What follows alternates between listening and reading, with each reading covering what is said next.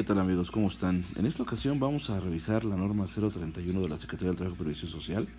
Quiero dejarte como antecedente que la norma 031, que se refiere a la construcción y condiciones de seguridad en el centro laboral, aquí tenemos el título, el centro de trabajo, se refiere básicamente a los procesos justamente de obra, de construcción, quizá hasta de remodelación que se puedan llevar a cabo en un centro laboral. Esta es una norma emitida con su última actualización en mayo del 2011. Es una norma pues más o menos actual, tiene alrededor de 7 años. Eh, y lo que vamos a revisar en este video es básicamente el capítulo número 5, que se refiere a las obligaciones del patrón. Básicamente nos vamos a ir a las obligaciones del patrón. Quiero decirte que es una norma que básicamente aglomera, digamos que de lo más importante que le aplica a la obra de todas las demás normas de seguridad y de salud. Entonces, ya de entrada te solicita detalles a cumplir de la norma 19, comisiones de seguridad e higiene, de la norma 30, que es los servicios preventivos de salud, de la norma 4, que tiene que ver con máquinas y herramientas, de la norma 9 y todos los trabajos de alto riesgo que se tengan. Vamos a revisar entonces en esta ocasión el apartado de las obligaciones del patrón. Todo esto son las definiciones, y aquí están las obligaciones del patrón. Primero tienes que clasificar la obra. La obra la clasificas como mediana, como pequeña o grande, conforme al numeral 7.1 de la presente norma. Lo haces en base básicamente a un cuestionario, y con eso logras clasificar tu obra. Es importante que tú la clasifiques porque de ahí parten las obligaciones que tú tienes, según si tu obra es pequeña, mediana o grande. Ya que hayas clasificado la obra, entonces vas a desarrollar lo siguiente: contar con descripción de las actividades a desarrollar, los riesgos a los que se enfrentan los trabajadores y la relación de medidas de seguridad. Es importante que cuando tú busques esta descripción busques esta relación de riesgos a los que se enfrentan, lo pienses justamente en un análisis de riesgos, en medida de un análisis de riesgos. Dice contar con un análisis de riesgos potenciales, y te decía yo que es importante que sepas qué tipo de obra tienes, porque los numerales 8.1 y 8.3 son los previstos para obras medianas, y para las obras grandes son los numerales 8.2 y 8.3. Entonces depende del tipo de clasificación de obra que le hayas dado. Y luego dice disponer de un sistema de seguridad y salud de la obra. Dice para las obras medianas según el 9.1 y 9.2, y para las obras grandes conforme 9.1 y 9.3.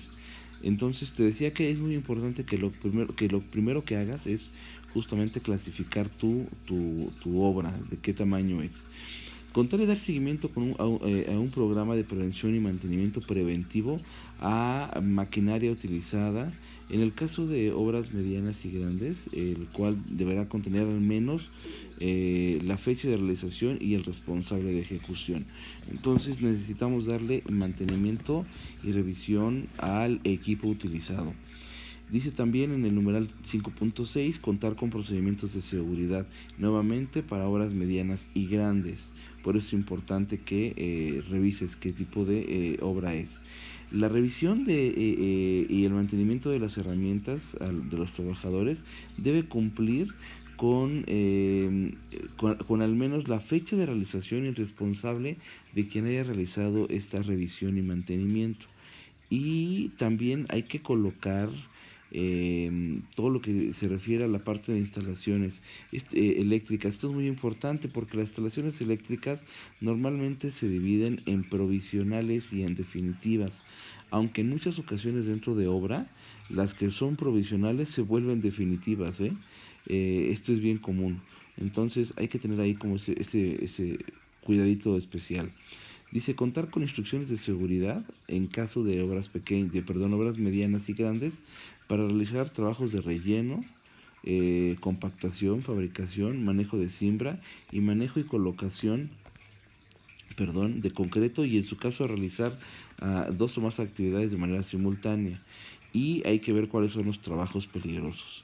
El equipo de protección personal es muy importante que también primero hagas un análisis de riesgos y conforme a la tabla 5 de la norma y conforme a la norma 17, cheques cuál es el equipo de protección personal que se les va a otorgar a los trabajadores. Pero en el 5.9 te dice que también debes de tener mucho cuidado en la revisión y en la reposición y la limpieza. Entonces hay que ver cuáles son los procedimientos para que el trabajador intercambie su equipo de protección si es que ya no lo tiene, si es que está dañado, cuál es la limpieza de cada uno de ellos, entonces para que tengas un procedimiento y obviamente después los lleves a la capacitación. En el 5.10 dice supervisar a los trabajadores que porten el equipo protección básico. En su caso específico, tratándose de obras medianas y pequeñas, los visitantes también deben tener cuando menos casco de seguridad. Eso es bien importante. Obviamente aquí no te habla del zapato, pero pues el zapato de seguridad también es básico. Esto se define en base al análisis de riesgos y en el análisis de riesgos normalmente en una obra el zapato de seguridad con protección frontal es básico, así como con suela gruesa antiderrapante. Entonces tómalo en cuenta por favor. Eh,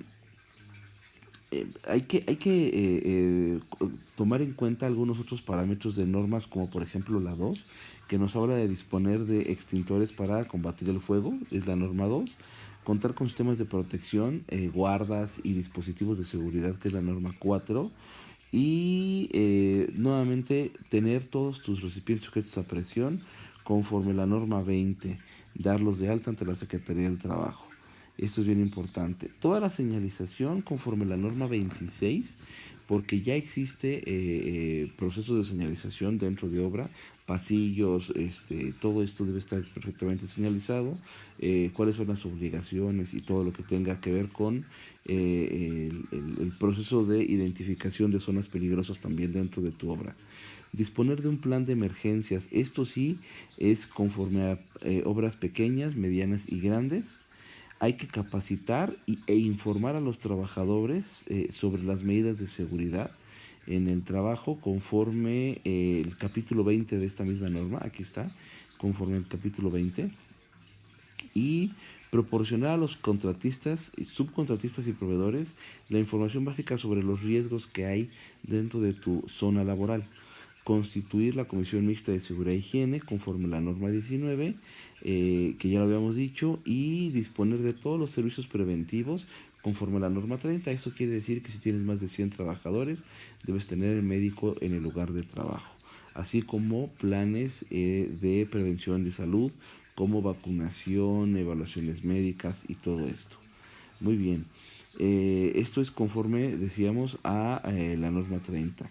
Hay que tener también autorización para que se realicen trabajos peligrosos en obras medianas y grandes.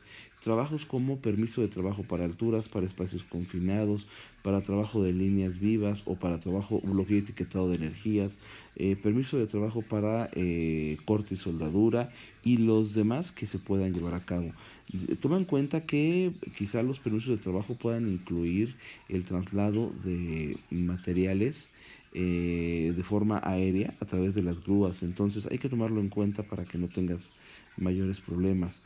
Eh, Otra cosa que solicita, esto es muy acorde, es tener un lugar higiénico para tomar alimentos, así como también para los servicios de toma de agua potable, por ejemplo, o los servicios sanitarios, porque es bien importante que tengan un lugar que esté adecuado a los trabajadores. También proporcionar a las obras de construcción grandes, según aplique, alojamiento. Esto es si aplica, ¿no? Estamos hablando de obras a lo mejor en donde las distancias son demasiado largas para el descanso y el alojamiento de los trabajadores. Bueno, lo tienen que tener ya pensado. Hay aquí una situación muy importante. Dice dar aviso a la Secretaría conforme en la norma 21 en caso de accidentes. Esto se hace 72 horas como máximo después de un accidente, pero ya no es el aviso conforme a la norma 021 debido a que esta ya no funciona. Pero está el CIAT, que es un sistema